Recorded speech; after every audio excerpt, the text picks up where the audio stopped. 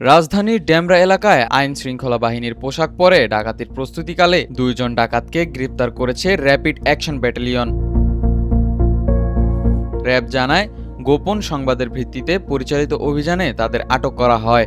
এ সময় তাদের কাছ থেকে থানা থেকে লুট হওয়া 2 সেট হ্যান্ডকাপ, একটি বিদেশি পিস্তল, ম্যাগাজিন, বিপুল পরিমাণ অ্যামুনিশন, একটি মাইক্রোবাস, র্যাবের পোশাক এবং ওয়াকিটকি উদ্ধার করা হয়।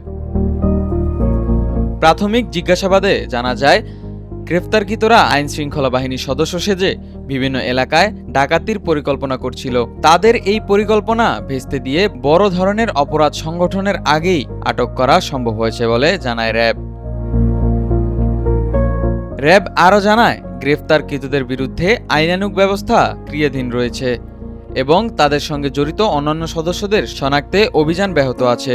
অবৈধ অস্ত্র উদ্ধারের অপারেশন আমাদের জন্য সর্বাধিকার পাবে এবং আমরা সবার আগে যাব এবং এই জিনিসগুলোকে উদ্ধার করে অপরাধীদেরকে আইনের আওতায় নিয়ে আসবো ইনশাআল্লাহ। Desk report, H news.